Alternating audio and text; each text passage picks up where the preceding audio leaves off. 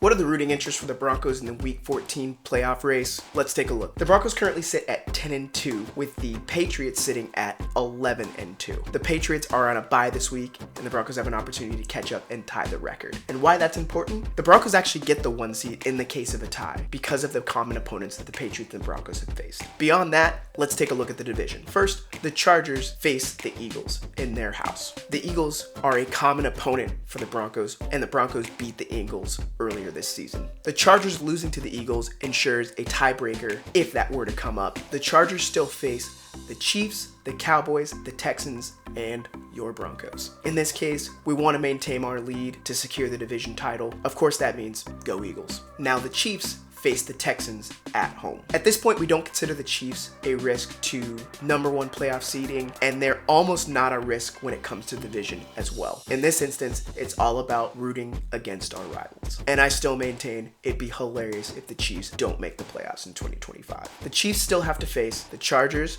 the Titans, the Broncos, and the Raiders. Looking at the contest this weekend, we're going to be rooting against the Chiefs, of course. Go Texans.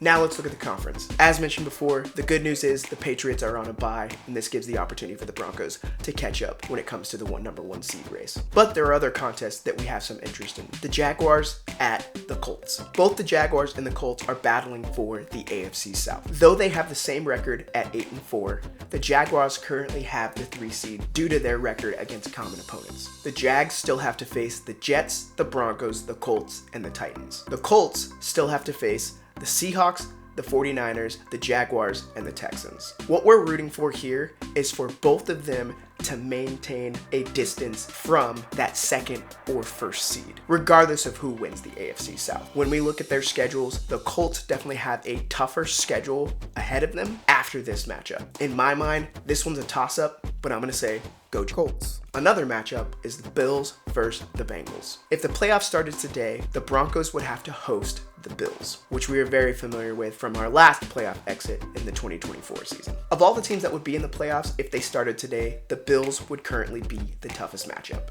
The Bills still have to face the Patriots, the Browns, the Eagles, and the Jets. I am all for a rematch against the Bills, but I want it to have higher stakes. Though it may sound counterintuitive, the Bills having a little bit higher seeding may work in the favor of the Broncos when it comes to their matchup if they end up having to play in the wild card round. So with that said, go Bills. We're also going to be keeping our eye on the Ravens and the Steelers. Though record-wise they have some distance on them right now, how this season ends up affects the rest of the playoff picture and what teams the Broncos could potentially face to get to their ultimate goal. Have fun rooting this weekend, Broncos country.